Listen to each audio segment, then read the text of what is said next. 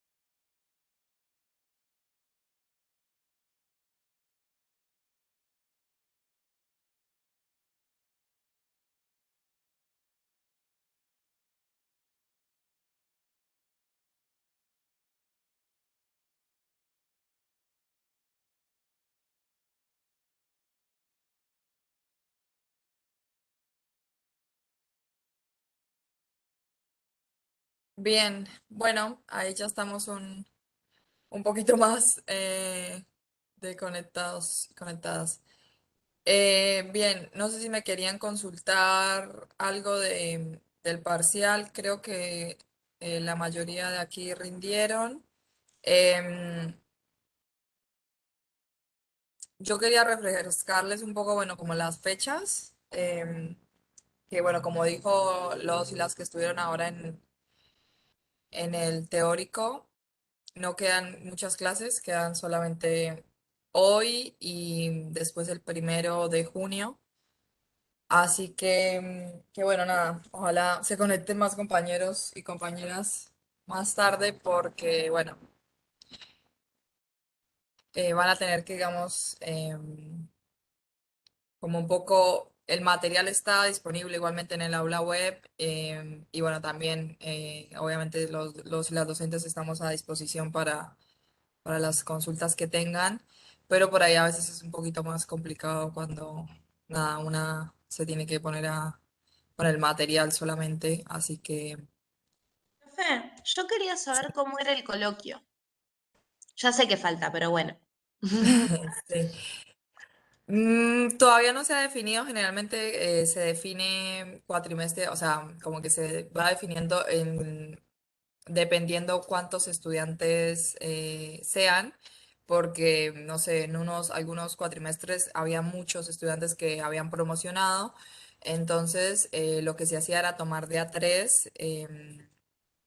Sí, eran tres estudiantes y, digamos, podían preparar un tema, pero en realidad, como algunos temas no alcanzamos a profundizar tanto, como distribución funcional del ingreso, em, subdesarrollo y desarrollo, mm, y otro tema más que ahora no me acuerdo, como esos temas no se alcanzan a profundizar tanto, digamos, se les dice que que hagan más hincapié en esas problemáticas y que se desarrollen y bueno, también a partir de ahí hacemos unas preguntas, siempre generalmente estamos Sergio y yo en el coloquio, así que bueno, nada, por esa parte, bueno, van a estar con nosotros y nosotras que nos conocen. Pero otros cuatrimestres se toma también, si son menos estudiantes, se toma de personal, digamos, un estudiante y nosotros dos, y bueno, ahí vamos consultando también sobre los temas. Pero no es como que se pregunte de toda la materia, ¿no? Se pregunta sobre estas problemáticas puntuales, eh, y nada, eso. Como no. Esa es la idea un poco del coloquio, ¿no? Que puedan expresar como sí, con sus palabras, y en la realidad, digamos, en vivo y en directo, lo que se supone saben, y sustentaron en el primer y segundo parcial. Pero nada, no es algo así, o sea, no se lo tomen como tan, tipo como final, porque no, es una charla tranqui, así que nada, eso. Bien, ¿alguna otra consulta?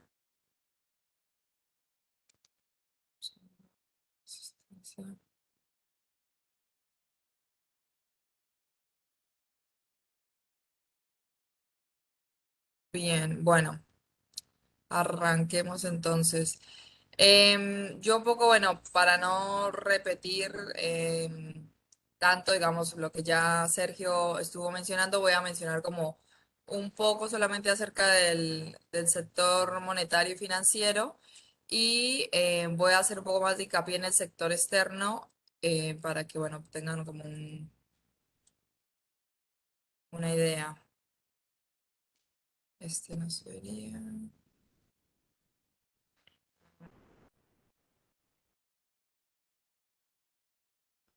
cachito. ¿Eso está grabando? Sí.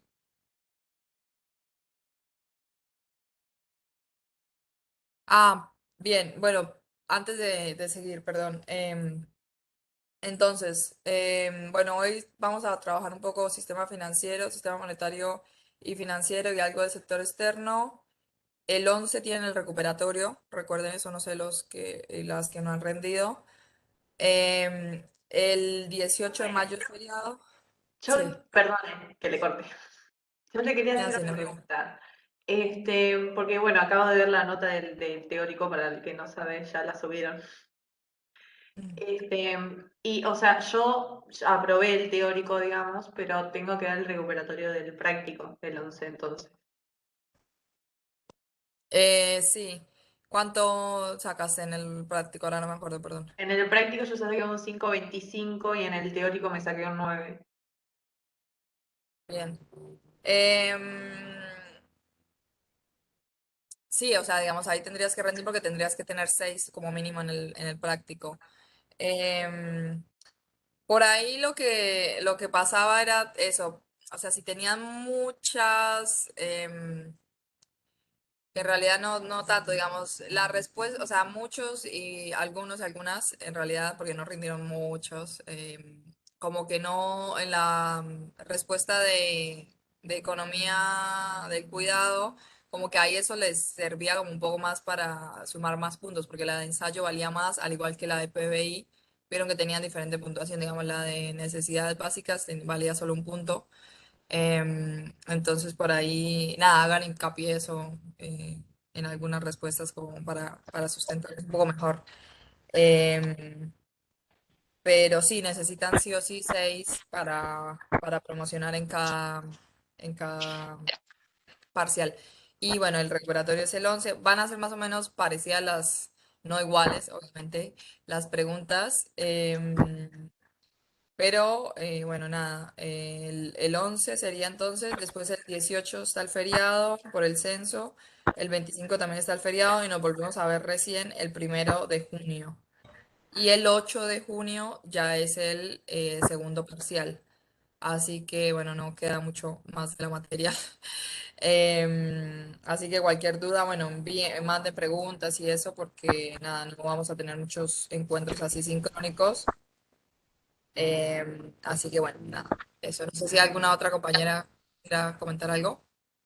Yo quería preguntar una cosa, una duda que tenía Sí. del parcial de práctico que tuve, que a mí o sea, no me, sí me tocó, pero no importa eso. Lo que yo no pude, digamos, resolver o no sabía cómo, digamos, era lo del ahorro. Que no me terminaba, o sea, eso no me terminó de cerrar. O sea, yo puse cualquier cosa porque no sabía cómo sacarlo. Nada, quería saber, quería preguntar cómo se podía hacer, porque sé que es como que el ahorro es la inversión en realidad, pero como que no sé, que me mezclé mucho y no terminé haciendo nada bien de eso. Bien, sí, bien, ¿se acuerdan en el ejercicio que hicimos del PBI en donde, bueno, sacábamos, o sea, teníamos siempre una incógnita, o era el valor agregado del sector terciario, o bueno, el valor agregado del sector primario, y también nos preguntaban por el ahorro en esa economía y en la inversión, que en el ejercicio que hicimos acá, en el encuentro sincrónico, bueno, yo les remarqué esto que el ahorro era igual a la inversión. Entonces, como en otras palabras, digamos, el número debería ser el mismo en el ahorro y en la inversión. Pasa que, bueno, ahí tenían que hacer la cuenta previa, digamos, para saber con este método del ahorro, con este método del gasto, el método del producto, el método del ingreso, como que tenían que hacer, digamos, esas cuentas como para sacar la incógnita que les preguntaban antes y nada, ahí van a resolver como el ahorro y la inversión que tenía que ser, digamos, el mismo, el mismo valor, digamos, por así decirlo. Sí hubo un problema con una compañera, con Dolores, que hubo una pregunta que, no sé, el Profe, sistema la agarró. con eso Sí. aprovecho para pedirte perdón de la cantidad de mails que te mandé, pero No, realmente yo estaba transpirando acá en mi casa, sufrí. O sea, no se lo sí, deseo a sí, sí, ninguna, me imagino. chicas. Sí, no, pasa que hubo una pregunta que no sé, porque nosotros como docentes subimos como preguntas y nada, yo subí mis preguntas, Dani sube las de ella, la de la comisión A y Juli las de él. Y no sé, el sistema que hizo agarró otra pregunta, inclusive que no estaba ni terminada de formular, no sé qué pasó. El sistema ahí no me hago tanto cargo porque bueno, nada, puede pasar. Así que en eso, bueno, nada, mil disculpas porque no sé qué pasó con el sistema, pero bueno, después lo pudimos solucionar porque le habilité. Por eso, digamos, no tengan problema con eso porque si se cae o sea, como que hay posibilidad de nosotros de darles otro segundo intento para que puedan resolverlo, porque bueno, no es culpa de ustedes, digamos. Entonces, en ese sentido, tranquilos y tranquilas. Profe, perdón que corte. ¿Y qué hay con relación al tiempo? A mí me llama la atención eso, porque digamos, vos veías el relojito ahí y es como que te nubla. Digo, ¿en qué? Pregunto porque no sé, ¿no? Digo, ¿qué diferencia hay o qué va a cambiar tener 40, 50, 60 si de última, o sea, lo que se trata acá es que nosotros tengamos los conocimientos, no que sepamos, no que tengamos que estar todos así, digo, y poder resolverlo, porque, digo, creo que nosotros queremos beneficiarnos y ustedes supongo que querrán ver buenas notas. Digo, ¿en qué hace la diferencia en que nos estén ahí con el tiempo, como apurándonos sin poder, o sea, mejor estar resolviéndolo? Y poder hacer y comprender bien, o sea, qué sé yo, había preguntas re lindas como para poder seguir. Está bien que ustedes piden como sean breves, digamos, ¿no? Pero digo, lo de la economía feminista estaba como re lindo para hablar del tema y tipo, Sí, se te sí, sí. corta, te agarra la desesperación y digo, yo no entiendo esa parte, ¿no? De por qué 40, por qué no 50, 60 o lo que sea. Digo, más allá de que uno, por ahí ustedes como profesores y teniendo los conocimientos así, digo, piensan, ah, esto lo resuelven así, pero la verdad que no es de este lado, bueno, al menos pasa a mí, o calculo que a varios de mis compañeros le ha pasado, de que el tiempo te juega una mala pasada. Me gustaría entenderlo eso. Sí, en general, digamos, digamos, en toda la cátedra como que se hace como un consenso de, bueno, se charla de el tiempo y de más que todo como las cuestiones más pedagógicas y al ser también solamente cuatro preguntas, como que se calcula que algunas al ser de múltiple choice es como que se resuelve mucho más fácil y mucho más rápido que las de ensayo. Sí, las de ensayo tienen un poco más de tiempo, digamos, por eso como que se compensa las de, como a las de múltiple choice son más rápidas de responder porque es simplemente cliquear. Las de ensayo, bueno, como que ahí pueden tardar un poco más. Pero sí, digamos, no sé, para el recuperatorio se puede ver de tener la posibilidad de agregar un poco más de tiempo, pero bueno, no va a ser, Aunque digamos, sea, porque profe, unos 10 minutos, porque yo no sé mis compas, pero las de múltiple choice para mí no me parecieron nada fáciles de hacer en 5 minutos porque fue lo más difícil que hice en mi vida. Porque sí, sí, por las cuentas, capaz. aparte también el llegar a entender la pregunta, después contestarla, era como, va, a mí me pasaron en el medio del examen, me pasaron una banda de cosas, 5 minutos antes se me cortó la luz, estoy sin teléfono y tuve, no, o sea, señales de humo le tuve que hacer a mi hermana para que me venga a buscar para ir a la casa, llego a la casa de ella y no tenía luz tampoco, o sea, como que fue algo también imposible de pedo, perdón por la palabra, aprobé el examen, pero estuve a la corrida y también como que me limitaba a eso, el tiempo, fue como algo catastrófico, digamos. Claramente digo, el que lo sabe lo va a cerrar, digamos, en 10 minutos. Y al que le toma un poquito lo va a cerrar en 50, o sea, digo, Eso es lo que yo no logro entender, porque por más que esté estipulado, sí, hay alguien que pero digo, estaría bueno por ahí dar un poquito más de tiempo para leer. Encima lees, parece que lees cualquier cosa por los nervios de ese relojito que te está ahí como pip, pip, pip, pip, ¿no? Como el pájaro loco en la cabeza. Digo, no sé, se me pone a mí en la cabeza una idea, no sé si estoy errada o no, pero No, sí, sí, digo, está bueno que lo planteen de cómo se sintieron. También la realidad es que la idea es como de este cuatrimestre justo también es como que se acerque lo más, que sea lo más real a la presencialidad, que en la presencialidad vos tenés un tiempo, pero bueno, son otras condiciones, claramente. Pero sí, no, digamos, yo lo planteo y creo que puede ser factible de agregar 5 o 10 minutos más para el parcial. Porque bueno, la idea es eso, que se apropien de los conocimientos y que nada, que lo sepan y que al final de cuentas también en el, digamos, más allá de que, porque sabemos que puede pasar, que sucede, que si digamos tienen esta cuestión de que por ahí, no sé, si se llegan a copiar en el coloquio, bueno, nos damos cuenta quiénes efectivamente son las de esas personas que lo hicieron durante todo el cuatrimestre, porque no es una materia como tan sencilla de explicar si vos no le estuviste dedicando un poco de tiempo en el cuatrimestre. Em, pero sí, sí, no hay problema, digamos, lo voy a plantear y yo creo que sí, que es posible, digamos, agregar más tiempo. Pero bueno, eso, al final la idea es que se puedan apropiar de los conocimientos y que le puedan dedicar tiempo porque si lleva, digamos, y bueno, más ahora que no vamos a tener encuentros sincrónicos, que es lo que un poco más lo aproxima como a nada, la presencialidad. Bueno, nada más, como que necesitan poner bastante de su parte, como eso es lo que me refiero, más allá de que nosotros y nosotras, nada, yo ahora les voy a pasar los links de unos videos que generalmente Fabián y Sergio toman en la segunda parte del parcial acerca del sector monetario y financiero, que habla de la ley de entidades financieras, también de los términos de intercambio, ya más en el sector externo. Nada, y que eso, como que ustedes van a tener que, no sé, sentarse un poco, poner los videos, ponerse a escucharlos. Están las clases también grabadas, así que nada, ahí en la pestañita ahí de la comisión C están, digamos, casi todos los videos.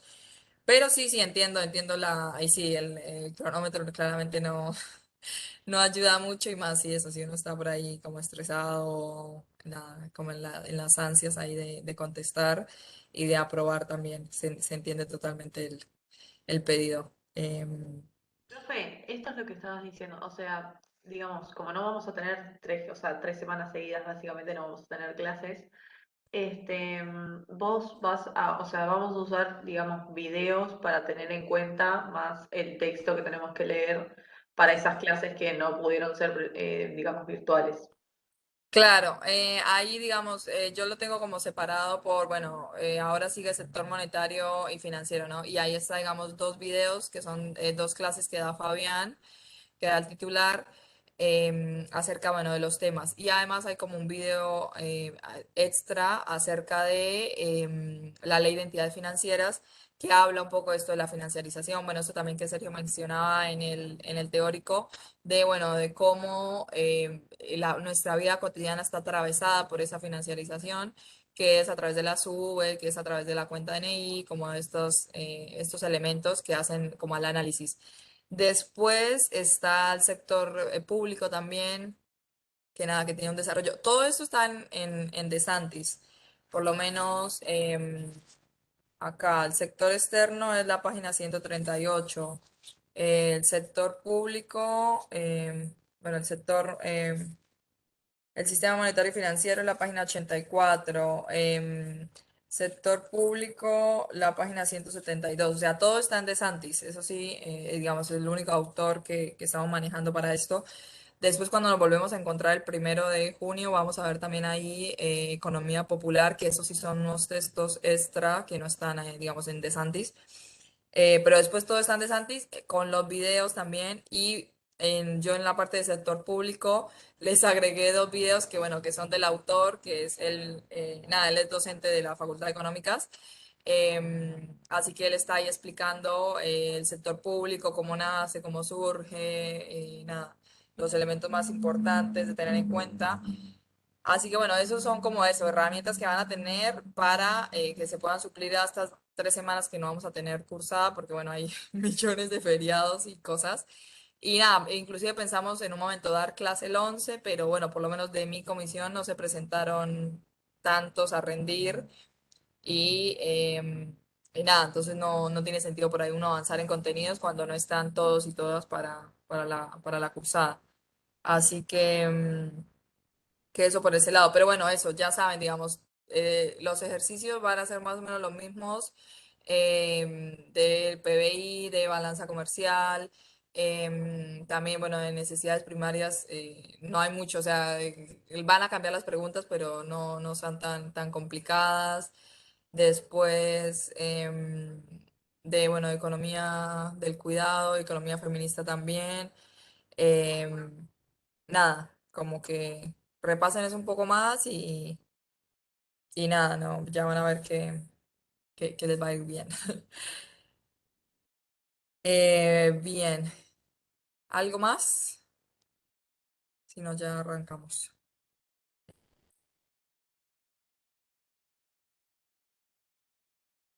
Bien, bueno, acá un poco lo que quería por ahí remarcar es que tengan en cuenta em, por acá, bueno, habla un poco Sergio estuvo mencionando un poco la historia de, bueno, el dinero, del sector monetario. em, bueno, estas características son importantes, como que es importante que las tengan en cuenta, que es, digamos, tiene que ser duradero, tiene que ser divisible, homogéneo, transportable. Bueno, a lo largo de la historia eso, como que los seres humanos trataron de tener una herramienta por la cual, digamos, se pudiera contabilizar, digamos, la sal era como complicada para transportar, el oro también, entonces, bueno, a través de la historia los seres humanos trataron de, bueno, de crear una herramienta monetaria que les sirviera para hacer estos intercambios comerciales y, bueno, generaron y coincidieron que tenían que tener estas características. Bien. También es importante y que, bueno, en la Argentina se puede ver como con particularidad que, bueno, el instrumento monetario tiene que ser este medio de cambio aceptado por la comunidad y, bueno, tiene que ser también una unidad de cuentas, una medida estándar y, bueno, que tenga este depósito de valor que, sí, este también lo subo ahí al aula, a nuestra comisión, este Power. Y bueno, que bueno, en la Argentina, como saben, la devaluación de la moneda hace que, bueno, precisamente, y más específicamente, bueno, ya lo habrán estudiado por ahí un poco en historia, en la crisis del 2001, cómo, digamos, pierde valor el peso argentino y empiezan a generarse y a producirse como la creación de otras monedas, como el patacón, em, Le Cop, no, eso es una acción.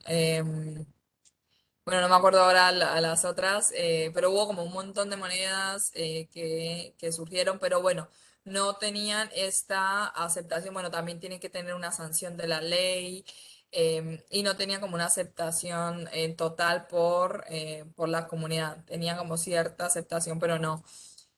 Y además, nada, esto, como que en un momento se intenta pagar algunos sueldos con de determinada manera, y bueno, en algunos lugares no lo recibían, como que todo genera, digamos, un inconveniente a esta aceptación. Que inclusive, bueno, lo que comentaban también en el teórico, el hecho de que, bueno, la Argentina, que es uno de los, sí, para mí pocos países, en que se realizan transacciones en otra moneda que no es la propia, como es en dólares, como son las transacciones y la venta de inmuebles, de automóviles importados, que bueno, en general en otros países, digamos, en Brasil, no sé, en otros países de la región por lo menos, es bastante impensado pagar absolutamente o pagar tantos bienes y servicios en dólares. Siempre, bueno, se trata de nada, fortalecer la moneda propia. Pero bueno, obviamente no hay una sola explicación para esto. Es como cuando se habla de la inflación, no hay una única explicación, sino que son múltiples las causalidades de por qué eso acontece. Bien. Acá también, bueno, esto Sergio lo había mencionado, que bueno, el instrumento de pago más líquido es el dinero. Esto es lo que se constituye el agregado monetario M1. Y bueno, también, a ver, acá él había mostrado este, este Sí, gráfico en el profe, cual, yo te quería sí. preguntar eso, porque no lo terminé mucho de entender, digamos, el tema de la creación de recursos monetarios. O sea, sí lo entendí, pero como que me costó un poco. Bien, o sea, recuerden que el Banco Central es el único banco que está legalizado y autorizado a emitir dinero. O sea, es el único, es el Banco Central de la República Argentina. Ese Banco Central, por eso se llama que es el Banco de los Bancos, que es el banco que después da dinero a los bancos comerciales. Em, digamos, hay como algunas preguntas que, no sé, en el segundo parcial pueden surgir a partir de esto, que es no sé, yo puedo ir a puedo pedirle dinero prestado al Banco Central. No, porque vos no sos un banco, sos una persona. Entonces, nada, como preguntas así, como con trampilla, que nada, que lo tengan en cuenta eso, las funciones de el Banco Central. em, que acá está más específicamente, que es la emisión del dinero, el control del circulante, o sea, del dinero que está en circulación, bueno, esto, regular y controlar la actividad bancaria, que no sucedería, no habrá sucedido mucho en el gobierno de Cambiemos, y el control porque, digamos, quien está en el cargo del Banco Central generalmente es un funcionario del gobierno de turno. Eso también es importante porque de ahí depende la política económica y la política monetaria de ese periodo, digamos, es sumamente importante. Y bueno, también esto genera el control de ingreso y egreso de divisas. Cuando lean el texto de Santis van a ver que en el 2012 hay una reforma también a lo que tiene que ver el Banco Central, en donde se expone que uno de los principales, como de los principios que tiene que tener el Banco Central es también el desarrollo de como el desarrollo económico de la población. O sea, lo dice obviamente de una mucho mejor manera, pero, o sea, como que agrega un principio que antes no estaba porque, digamos, era como sumamente estructurada y sumamente monetarista. Entonces agrega como digamos, que una de las funciones del Banco Central, bueno, tiene que ser que se preocupe realmente porque las personas puedan desarrollarse y puedan desarrollar y tener una mejor calidad de vida. Que digamos, ¿vieron cuando estamos viendo el sistema económico? Ahora no tengo el grafiquito este. Pero bueno, cuando estamos viendo el sistema económico, vieron que vimos el sistema económico simple, en el cual estaba el mercado de factores productivos, la familia, las empresas. Bueno, a eso se van agregando estos elementos que estamos viendo. Se va agregando el sector monetario y financiero que se supone el sector sí, bancario debe decidir en la sociedad, digamos, bueno, yo tengo este dinero, que personas que tienen ahorros, bueno, lo depositan en mí, entonces yo, al ser esta entidad bancaria, debo apostar o debería decidir a qué sector productivo le doy más importancia y a ese sector le entrego más dinero para que pueda desarrollarse. Entonces, sí, no sé, la apuesta sería por desarrollar y fortalecer el sector industrial, el sector secundario. Bueno, yo daré más dinero a pymes, a empresas de pequeñas y medianas para que puedan desarrollarse y para que puedan generar un sistema industrial más fuerte.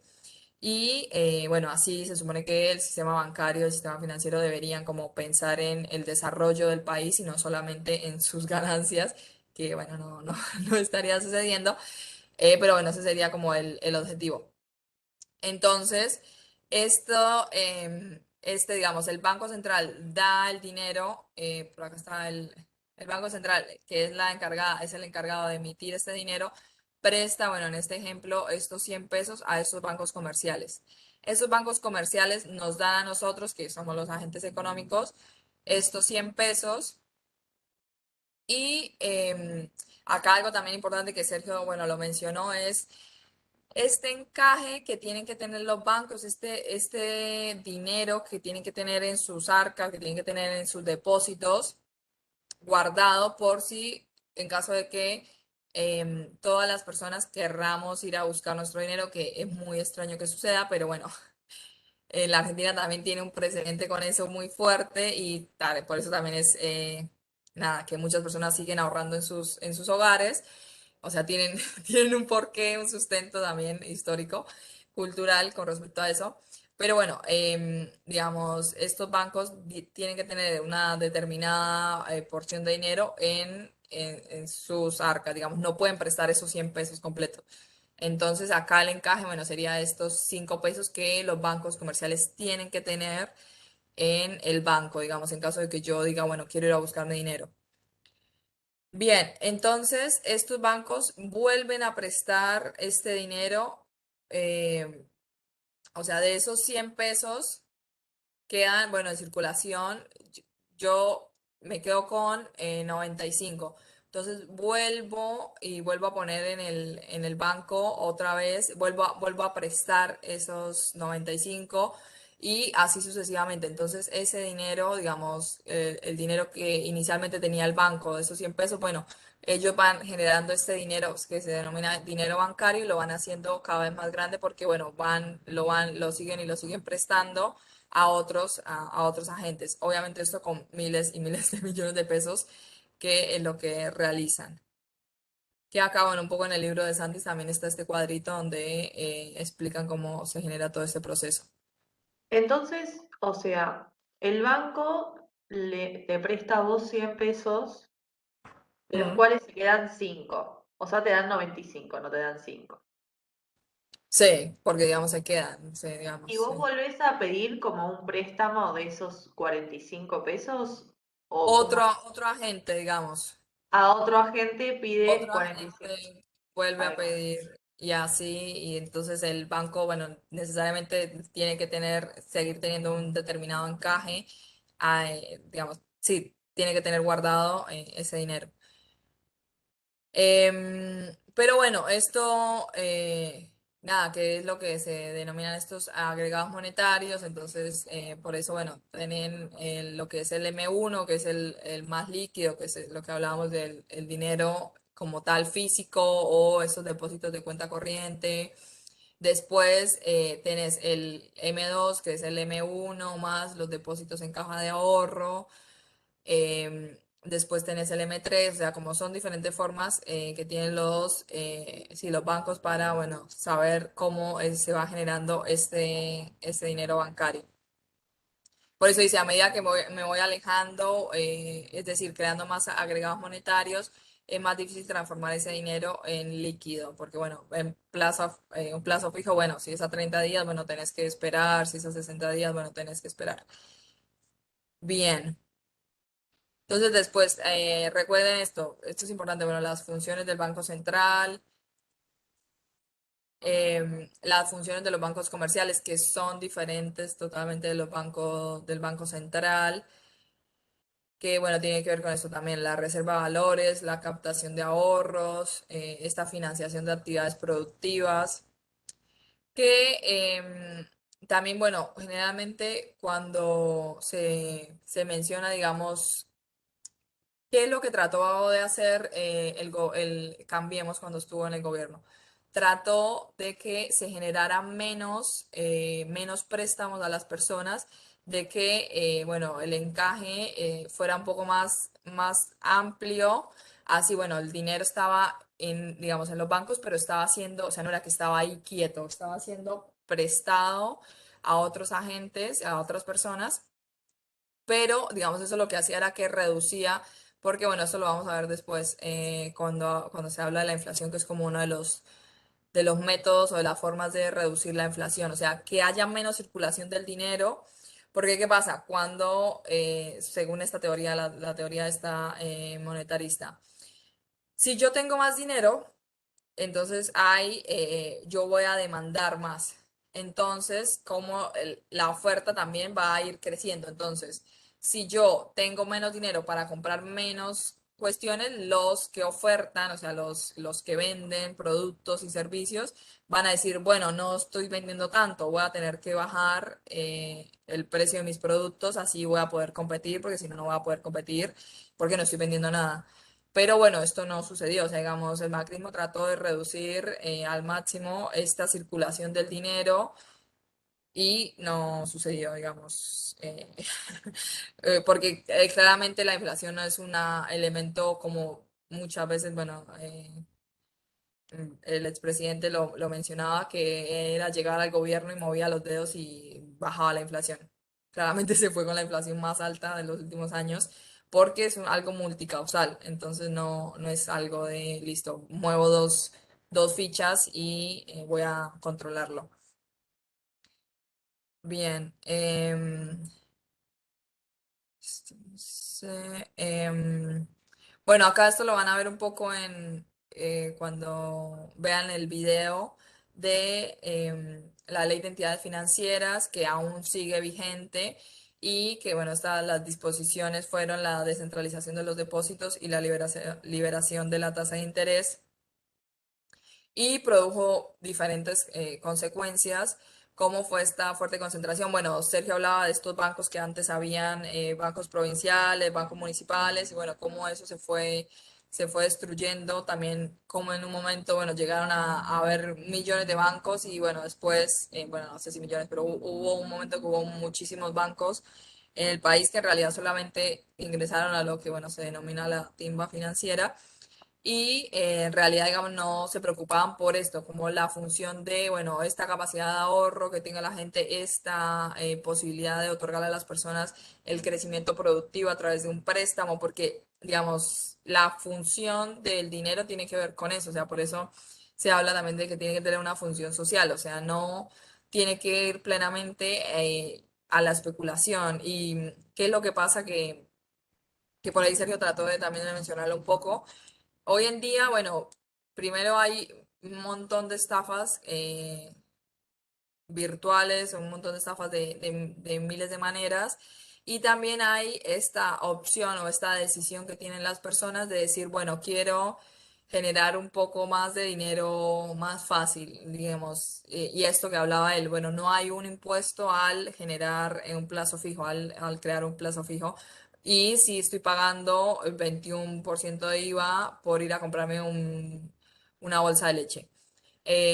Entonces sucede que muchas personas caen en muchas de estas pirámides, sí, de estafas piramidales, como soy, como bueno, hay un montón ahora que están y cada vez más y cada vez más personas están cayendo porque al principio parece como que sí, te dan una rentabilidad a ese dinero que pones, pero bueno, al final de cuentas todo se termina diluyendo porque claramente no es algo legal y bueno, y también porque para entrar en el mundo de las acciones,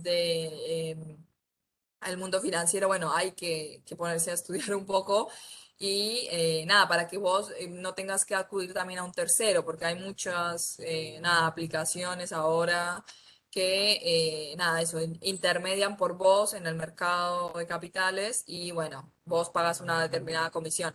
Pero bueno, después el precio puede ser muy alto de eso, así que nada, tengan cuidado, lo mismo que con las criptomonedas.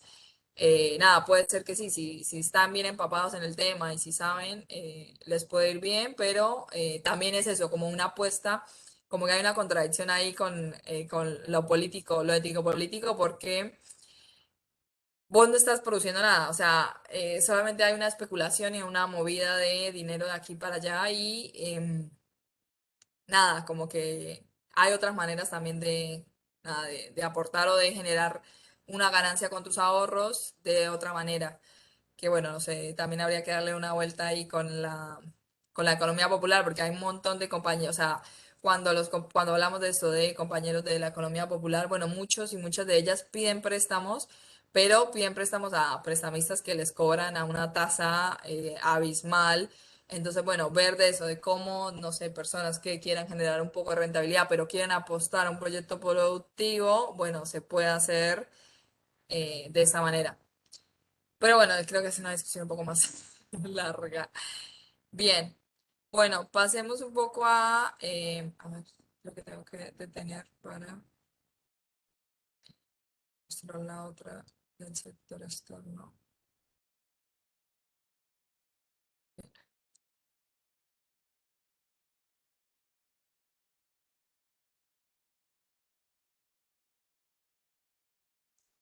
Bien, bueno, acá, como veníamos mencionando, bueno, en este gráfico del sistema económico simple que veíamos al principio, bueno, ya agregamos lo que tenía que ver con el sistema monetario y financiero y ahora vamos a agregar el sector externo, que, bueno, ¿qué es el sector externo? Es estas relaciones que tiene la Argentina con el mundo. Bien, acá un poco ya eso también habíamos visto cuando hablábamos del Producto Interno Bruto y cuando hablábamos de la balanza comercial, de, bueno, cuáles son esos bienes y servicios que la Argentina vende y también cuáles son esos bienes y servicios que la Argentina compra al mundo. Todas estas transacciones, bueno, claramente implican este ingreso y egreso de divisas. Y que como ustedes ya también sabían, bueno, la exportación se denomina con la letra X y la importación con la letra M.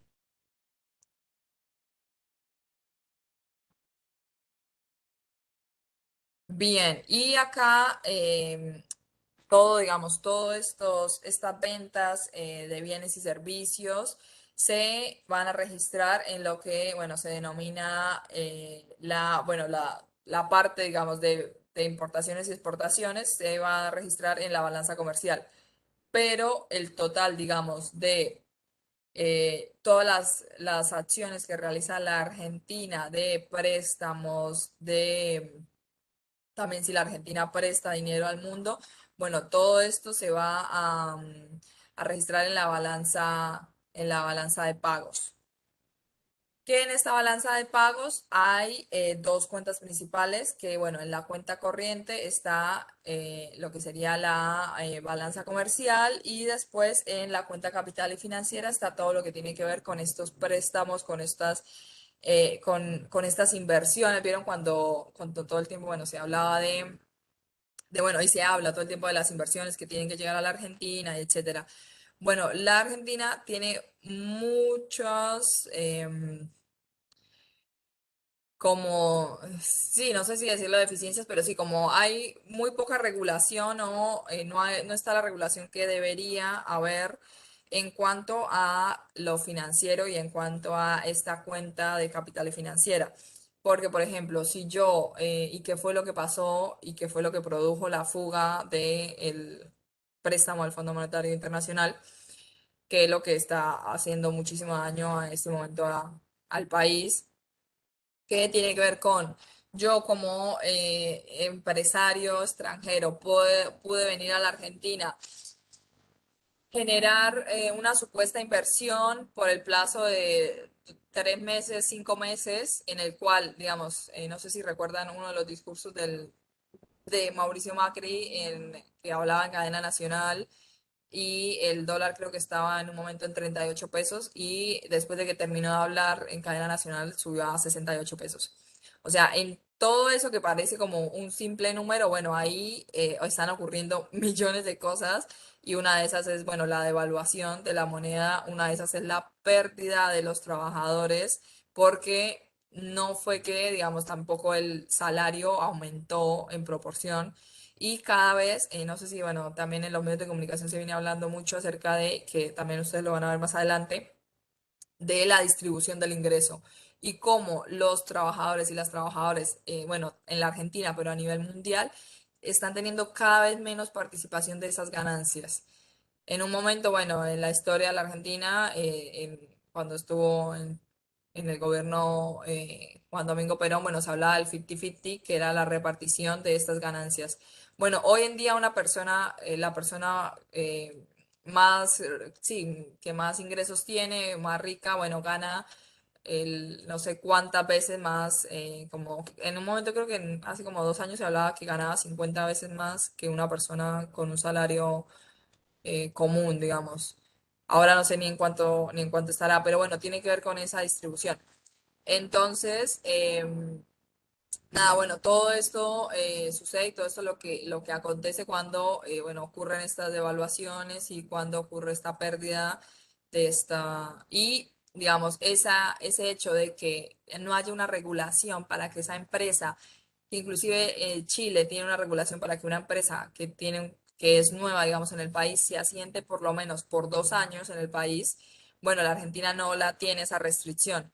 Cualquier capital puede venir e invertir y después irse, que en realidad lo que hacen en ese momento, bueno, es llegar, cambiar todo a pesos, después cambiar esos dólares a pesos, después cuando aumentan, lo vuelven y lo cambian en dólares y se van, digamos, fugan ese dinero. Así que bueno, eso es una sí, de las cuestiones que se deben discutir y que también está regulado por la ley de entidades financieras. Bien, entonces por eso acá hablamos de estas transacciones, este movimiento de capitales, bueno, que se habla de ingresos o egresos. Esta empresa extranjera en el país, que eso se denomina una entrada de capitales y una empresa en el exterior, bueno, esta salida de capitales. Esos son como si los movimientos que hay en esa, si quieren, no sé si tienen el texto o lo tienen ahí online. Está en la página 146, la balanza de pagos, así lo pueden ver y es como más gráfico. En donde, bueno, en la segunda parte, donde está cuenta capital y financiera. Esos son como los movimientos que se dan ahí en esta cuenta. Los préstamos recibidos por el país, entrada de capitales, porque digamos es como, no sé, bueno, no sé si ustedes en su casa lo hacen, supongo que sí, los gastos. Bueno, yo tengo este ingreso de mi trabajo, tanto, no sé, capaz si tienen un ingreso extra por horas extras que hicieron o si tienen, justo consiguieron, no sé, bueno, muchos que van a hacer a censar. Bueno, tengo este ingreso extra por el censo. Bueno, estos son los ingresos que tengo. Después los egresos que voy a generar, bueno, son estos. Entonces, lo mismo tienen que hacer todos los países, que siempre, bueno, también se habla de esto de porque aún está muy fuerte lo de la competencia perfecta, es que supone que como se habla de una balanza de pagos, siempre la idea es como que de cero, que generalmente no, nunca sucede, siempre o es superavitaria, es decir, nos sobran divisas, o es deficitaria, es decir, nos faltan divisas, que es ahí cuando se genera estos capitales compensatorios, es decir, se pide este préstamo, generalmente, bueno, al FMI y otros organismos internacionales para compensar esa pérdida. Bien, entonces acá, bueno, como decíamos, tenemos las operaciones que se contabilizan en la cuenta corriente y otras que se contabilizan en la cuenta capital. ¿Qué fue también lo que pasó en la pandemia en el 2020 y 2021, como estos años que fueron un poco más complicados por el COVID? Que, digamos, habían bastantes ingresos en la cuenta corriente, pero después en la cuenta capital había mucho déficit. Entonces ahí también lo que se hace es que se compensa de un lugar a otro. Como eso, sí, sí, como que se trata de eso, de balancear. Bien, y acá, bueno, lo que mencionábamos. Nos muestra cuántas divisas han entrado al país, el total de operaciones ha entrado más divisas que las que se fueron, entonces se demostrará un aumento en la reserva de divisas. Por lo menos ahora que está por venir el Fondo Monetario Internacional a auditar, a ver, digamos, si la Argentina se está portando bien en sus números, y tienen que hacer un pago de la deuda, bueno, ahí nada, se está claramente mirando con lupa cuántas divisas hay, si se puede pagar, si no se puede pagar, bueno, todo esto. Que nada, por ahí parece como medio lejano, pero bueno, es nada lo que le sucede al país y lo que está aconteciendo. Bien. Acá está, bueno, lo que les mencionaba de la balanza de pagos. Bien, y ahora también tenemos lo que, bueno, ustedes también han escuchado y probablemente ya saben bastante bien, que es el tipo de cambio. ¿Qué tipo de cambio conviene tener? Un tipo de cambio alto, es decir, vieron que todo el tiempo los exportadores, ¿qué quieren? Quieren que, porque ellos, digamos, la tonelada por lo menos de soja se la pagan al dólar oficial. y ellos que siempre están impulsando todo el tiempo que ese tipo de cambio sea más alto, o sea, que ese tipo de cambio sea el cambio sea el tipo de cambio que maneja el dólar blue. ¿Por qué? Porque obviamente van a recibir más dinero digamos, por esa tonelada, o sea, en vez de ser $115 y 115 pesos, como está ahora el dólar oficial, bueno, va a ser, creo que está a 198, si no estoy mal, el dólar ahora.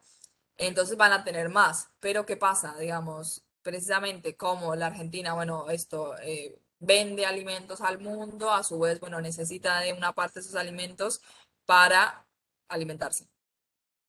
Entonces no puede, digamos, pagar esa harina, esa soja a 198. Tiene que generar ese equilibrio. Entonces, acá es cuando, bueno,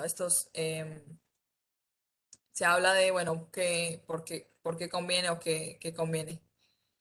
Bueno, esto lo sabíamos, los exportadores venden en dólares, pagan en pesos, los importadores compran en dólares, venden en pesos.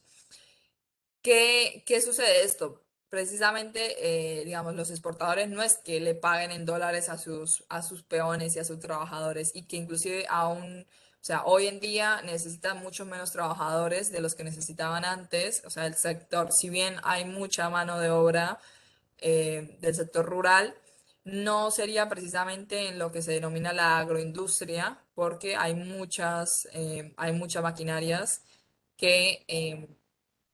que hacen el trabajo y que no necesitan, digamos, de los y las trabajadoras. Y por el contrario, digamos, que después ustedes lo van a ver cuando en el video de Previch que se habla de los términos de intercambio, digamos, ¿por qué esto sería un problema? O sea, porque precisamente a la Argentina y a como muchos países de América Latina, al no ser plenamente independientes y tener esta matriz subdesarrollada, entre comillas, y no poseer un sector industrial fuerte, es decir, o sea, nosotros y nosotras tenemos, em, producimos y vendemos materias primas y a la vez queremos tener consumos del primer mundo. O sea, vendemos soja, vendemos trigo, vendemos maíz, carne y queremos comprar tecnología de punta. Queremos la última computadora, el último celular. Bueno, vos necesitas generar una industria para que precisamente no tengas esta restricción tan fuerte y no te afecte tanto el hecho de no tener dólares o cuando tenés una crisis o cuando tenés una sequía o cuando tenés una inundación de si no vendes tu materia prima, no puedes comprar nada al extranjero. E inclusive hay muchos insumos para la terminación, no sé, bueno, ustedes saben que, bueno, gran parte, bueno, en la Patagonia se ensamblan computadoras, se ensamblan autos, pero bueno, el producto inicial no se realiza en la Argentina. Entonces, si yo necesito comprar dólares para tener ese producto con el cual pueda generar esa otra parte, bueno, siempre va a tener un problema ahí y por eso es que también el hecho de que pequeños ahorristas compren dólares, bueno, genera un problema en lo que es en lo que es el banco central, porque esos dólares que yo podría tener ahí, bueno, no los tengo porque los pequeños ahorristas también los quieren, pero a su vez yo necesito esos dólares para comprar estos insumos, para producir y no comprar todo el televisor desde afuera, sino bueno, comprar una parte y otra parte la hago acá es complejo. Bien. em,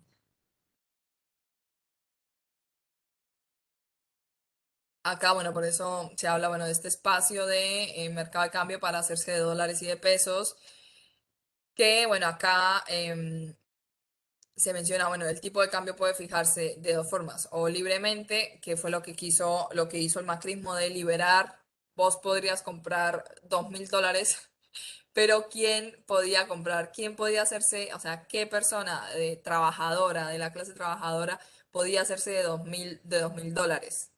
O sea, no tenía sentido, digamos, ese libre juego, en realidad tenía sentido para él y para las grandes corporaciones y las personas con una capacidad adquisitiva muy grande que no son todo el país, son una pequeña porción. Y bueno, también esto, con intervención estatal, que es lo que bueno, se tuvo cuando Cristina pone el primer cepo en el 2015, y bueno, ahora que continuamos con ello. Bien, acá entonces se habla, bueno, un tipo de cambio alto alienta las exportaciones, o sea, por eso cuando sube, digamos, ahora vieron que por la guerra empezaron a subir los commodities en alimentos. Y bueno, eso claramente los exportadores van a querer, van a decir, bueno, ahora sí vendo todo lo que tengo acopiado, todo lo que tengo guardado, lo saco todo. Mm, bien. Y por el otro lado va este tipo de cambio alto, o sea, un tipo de cambio a $200, a 200 pesos, un dólar, va a desalentar las importaciones. Entonces, bueno, no como nosotros, porque nosotros y nosotras, cada vez que compramos un iPhone, unas zapatillas marca Adidas, Puma, bueno, todos estos que no son empresas nacionales de la Argentina, ni empresas de la región, porque uno podría decir, bueno, son empresas, no sé, de la región. Bueno, estoy pagándole a trabajadores extranjeros, o sea, no estoy pagando a trabajadores de mi país que están haciendo estas zapatillas, no estoy pagando, bueno, que esto tiene que ver con la cuestión cultural, el American Way of Life, bueno, etcétera, etcétera. Entonces, bueno, al no haber digamos, al tener ese tipo de cambio alto, me va a costar a mí como importador, como, no sé, Deportivos Matthew, que importa muchas zapatillas, muchas remeras de otros lugares, bueno, no van a querer comprar eso porque obviamente les va a ser muy alto, les va a salir muy caro.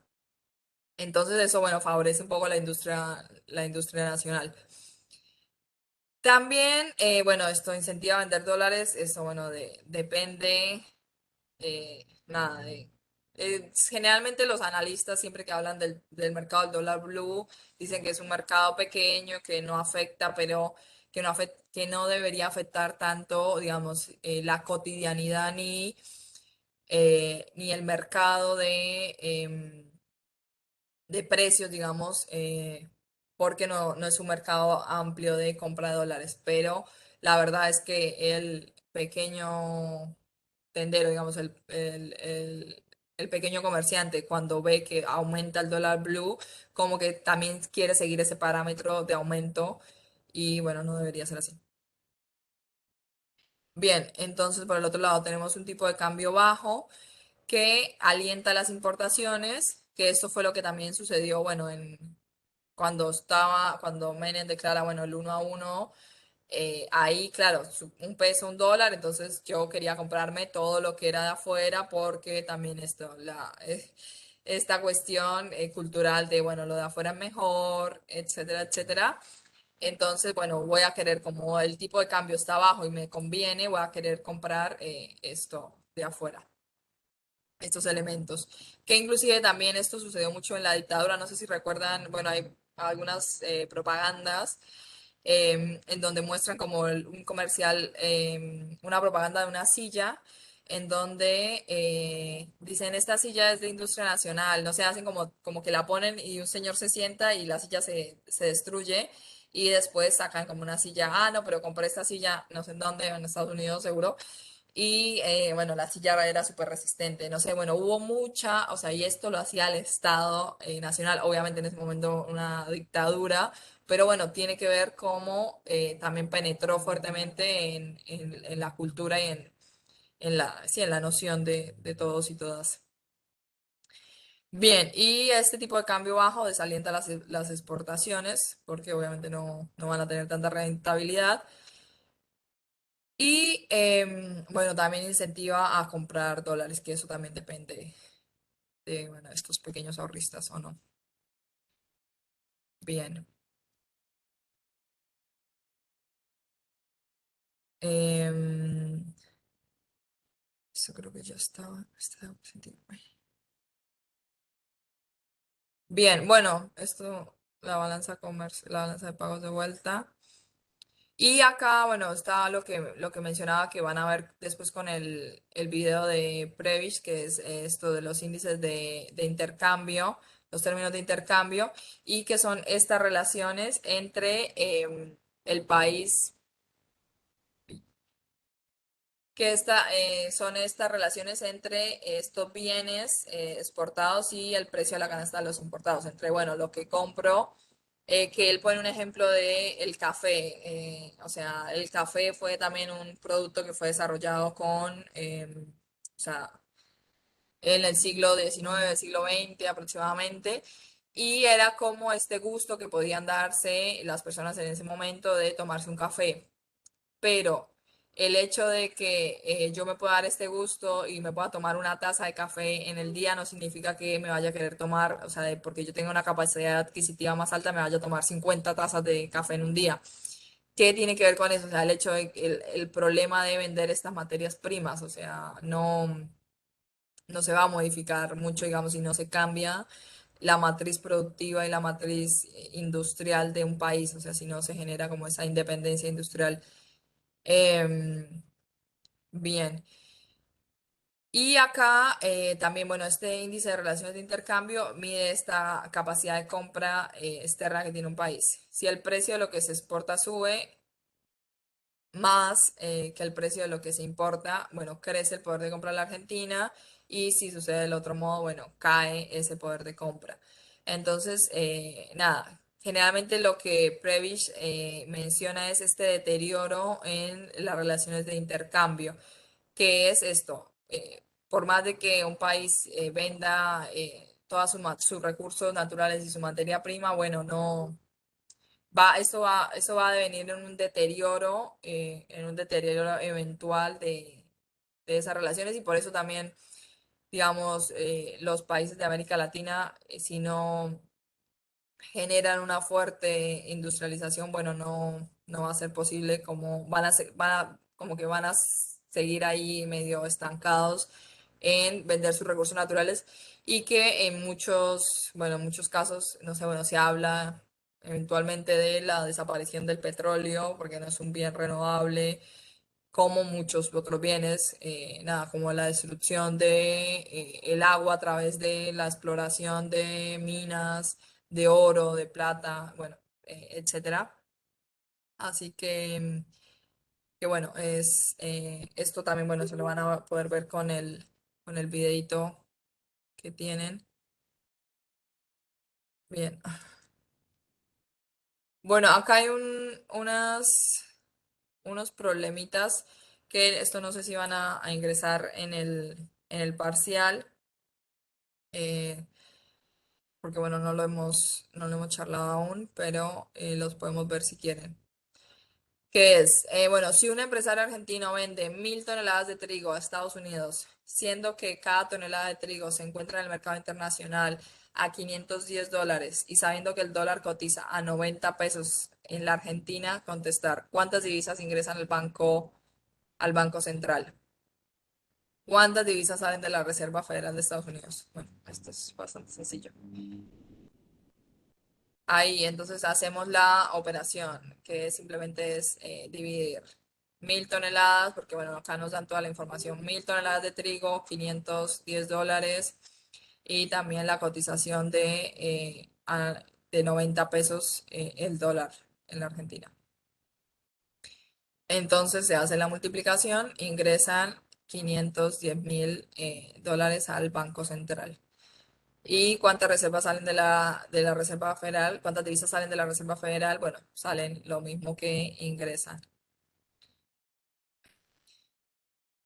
Después, ¿cuántos ingresos tiene el empresario argentino por dichas exportaciones? Entonces se divide, se multiplica por 90, que es lo que cualquiera de nosotros haríamos. No sé si tiene algún ahorro en dólares, se multiplica y listo.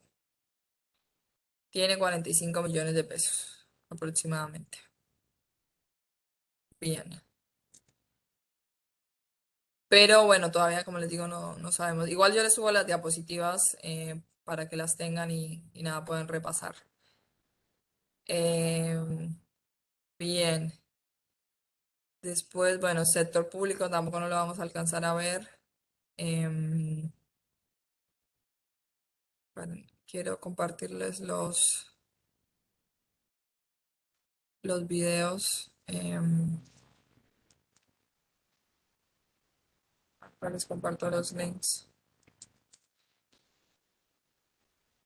Este es uno de que se llama un sistema financiero concentrado, extranjerizado y privatizado, que es el que habla más que todo de la ley de entidades financieras. Y este es el de Previch y los términos de intercambio. Bien.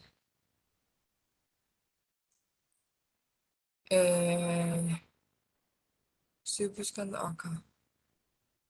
Profe, ¿esos videos están en el aula web o no? ¿O los vas a Sí, subir? sí, están en el aula web, pero se los paso acá por si querían tenerlo por ahí Genial. más a mano. Acá de paso les paso la asistencia. Bien.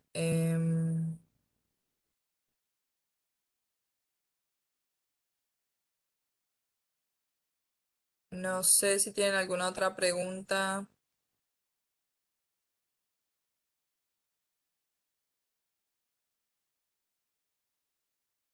Ah, yo les quería compartir esto. Hay una, sí, como un estudio que se hizo acerca de los ricos de Argentina, un estudio de los entramados empresariales de las principales familias millonarias del país. Así que nada, por si lo quieren chusmear, se los mando ahí al chat.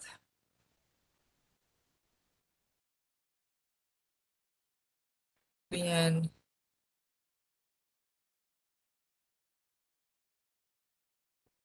Bueno, no sé qué otra cuestión quisieran preguntar.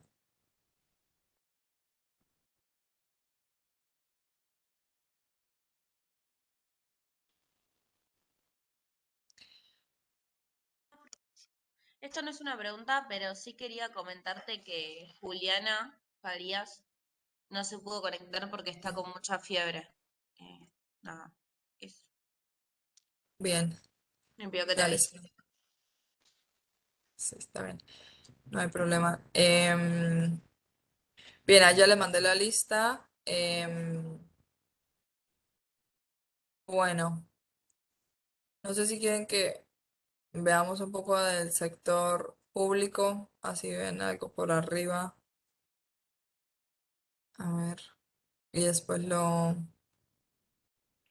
lo profundizan un poco más ahí en la lectura.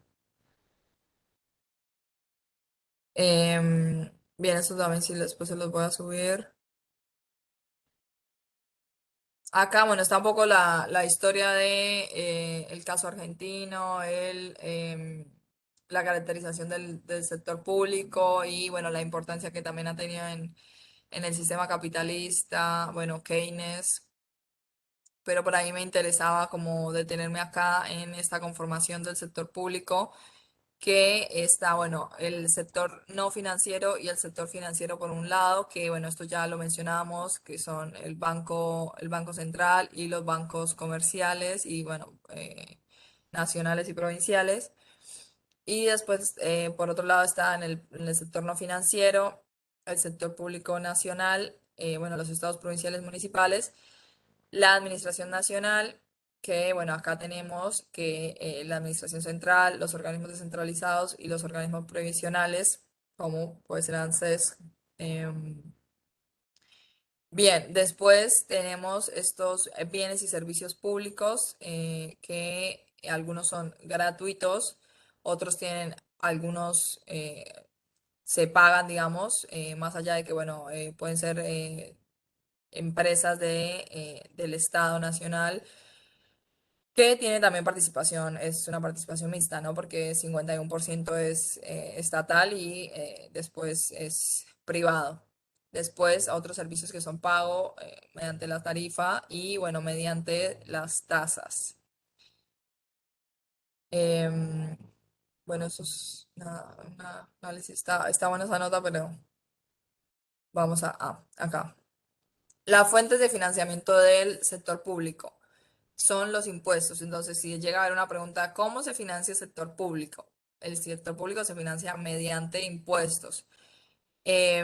Acá, bueno, bueno, ¿cuál es el impuesto que por ahí más más conocen? El más común que tenemos todos y todas.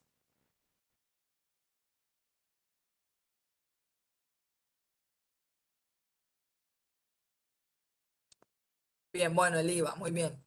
Eh, Después está el impuesto automotor. Bueno, ahora otros impuestos que tienen, pero eso ya tiene que ver con la compra de moneda extranjera, que tiene que ver con el impuesto país. Bueno, esos son otro tipo, pero hacen a este medio de financiación de estos servicios públicos. Bien. Y acá tenemos esta caracterización que es importante, que es la fuente de financiamiento del sector público por su aplicación o por su incidencia. Entonces tenemos los impuestos directos, que son a las personas, por eso se llaman directos, son estos de los bienes personales, impuestos a la ganancia, a los automotores.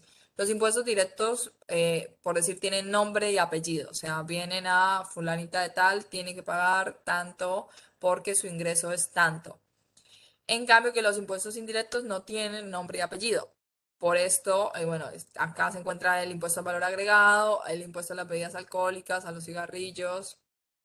Es decir, los impuestos directos sí tienen una persona directa, una persona a la cual se le van a computar estos impuestos. Después Profe, tenemos, sí, tengo una pregunta. Los impuestos, por ejemplo, por el alumbrado público, digamos, ¿serían un impuesto? O sea, se da con, digamos, por ejemplo, en mi ciudad viene como un impuesto municipal, por ejemplo. claro.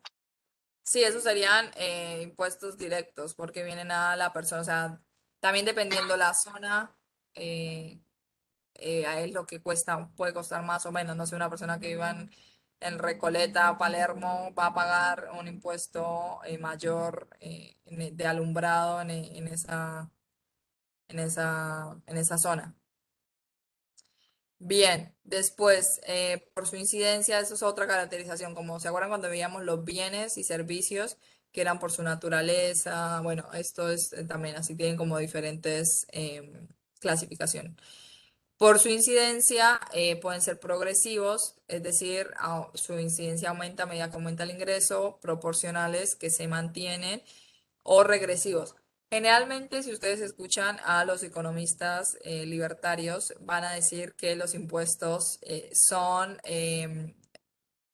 no, que son sumamente progresivos y que, bueno, nada, que la distribución de los impuestos es, nada, que los empresarios pagan un montón de impuestos y las personas que más tienen pagan un montón, lo cual es falso. Porque, primero que todo, bueno, lo que hizo también, una de las medidas que fue muy importante en el gobierno de Cambiemos fue que eliminaron los impuestos a los bienes suntuarios, eliminaron los impuestos y los bajaron drásticamente a los bienes que eran las importaciones de, sí, autos importados, bueno, un montón de, digamos, de rubros donde, digamos, se supone que si vos tenés la capacidad adquisitiva de comprarte, no sé, un Audi, un Ferrari, bueno, tenés que tener la capacidad adquisitiva de pagar el impuesto por ello. Y bueno, esto no fue lo que se hizo. E inclusive también los, muchos de los países de los cuales muchos de estos economistas hablan, bueno, tienen impuestos que son progresivos. O sea, a medida que yo tengo un ingreso más grande, que tengo más capacidad adquisitiva de comprar, bueno, debo también aportar al Estado de la misma manera. Porque, bueno, el Estado se supone que con esto, bueno, construye las carreteras, mantiene el alumbrado, mantiene las escuelas, la salud, salud pública y gratuita, la educación pública y gratuita, la policía, la seguridad, etcétera, etcétera.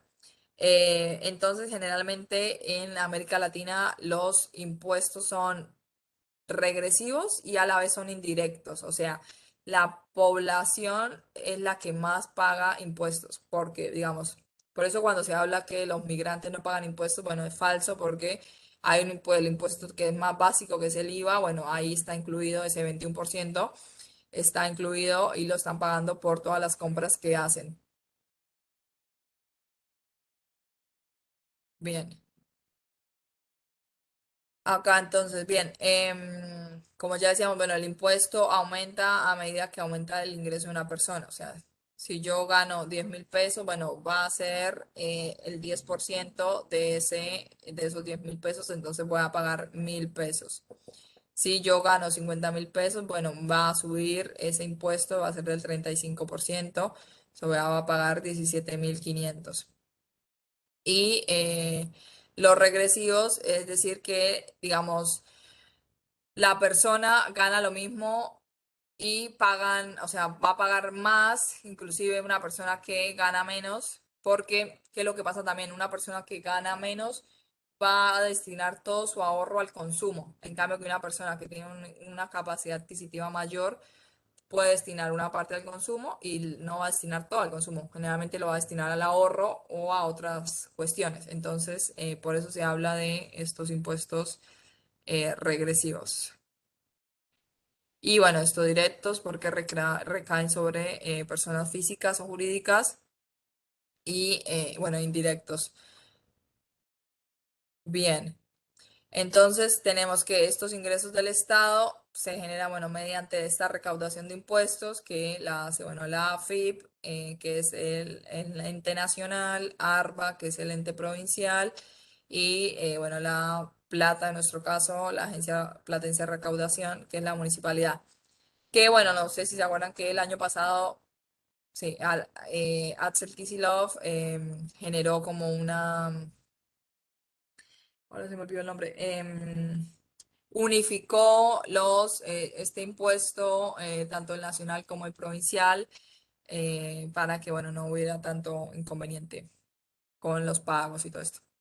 Pero bueno, también se pueden realizar, el Estado también tiene ingresos a través de, obviamente, nuestro querido endeudamiento externo o interno, y también a partir de la venta de activos del Estado, como, bueno, privatizaciones, que también es bastante conocido en los 90 y este periodo de venta de empresas estatales. Bien, acá también, bueno, que es algo que también se menciona, que es acerca de la presión tributaria, es decir, estos ingresos que los particulares y empresas aportan al Estado en concepto, bueno, de estos impuestos. Que acá también siempre se menciona que la presión tributaria asfixia a los empresarios, y la realidad sí es que las pequeñas empresas y medianas empresas aportan muchísimo más de lo que lo hacen las grandes empresas. Em, Así que nada, es algo para sí, para modificar, pero no para que, como siempre, todos y todas terminemos pagando y los empresarios. O sea, siempre esta cuestión de si al empresario no se le cobra impuestos, va a contratar más personas. O si, o va a mejorar los sueldos de las personas. Algo que se viene intentando hacer y no sucede.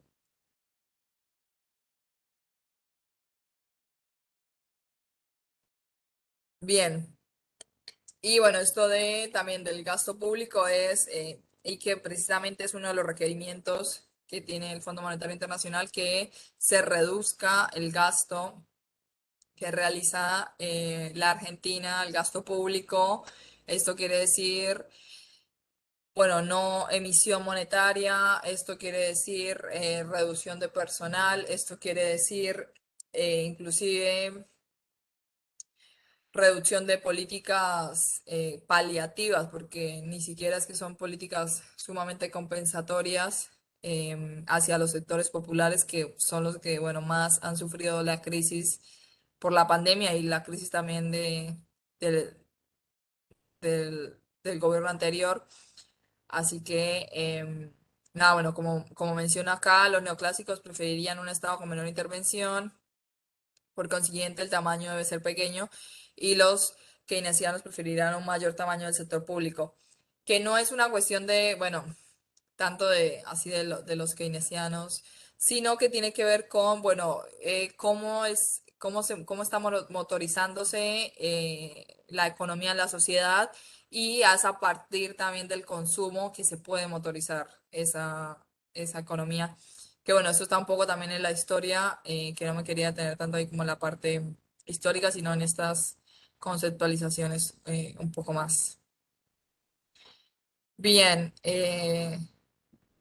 bueno, acá también cuando lean el texto de Santis van a poder encontrar, bueno, él hace un análisis de esto de gasto público en porcentaje del PBI y creo que acá está la estructura tributaria de la Argentina y bueno, de otros países como para comparar y para, bueno, evidenciar que claramente no es la más asfixiante.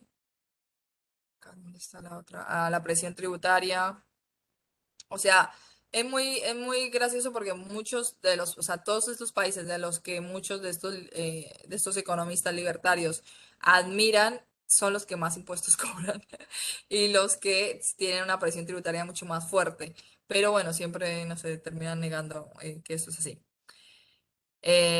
Así que, bueno, no sé si hay alguna duda con esto. Traté de ir, bueno, así medio para ir por todos los temas un poquito.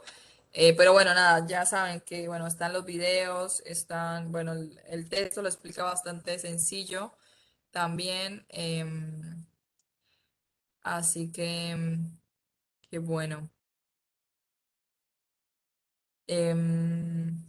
No sé qué más. Bueno, esto también que yo les quería mencionar. Tengan en cuenta que, o sea, por más de que, no sé, por más de que sí, más allá de que necesitan sí o sí un 6 para aprobar, para promocionar la materia, la nota definitiva, obviamente yo voy a tener en cuenta muchos elementos, como es la participación en los encuentros sincrónicos, nada, esto, las exposiciones que tuvimos hace 2 encuentros, sí. Como que voy a tener eso para la nota, en cuenta para la nota final, así que no es como que no todo vale, ¿no? Así que nada, estudien y nada, tengan en cuenta eso, que esos elementos se van a tener en cuenta en la nota final. Así que bueno, no sé si algo más, si no ya pauso esto. Ah, me dice Rosa que no puede poner el presente. Sí.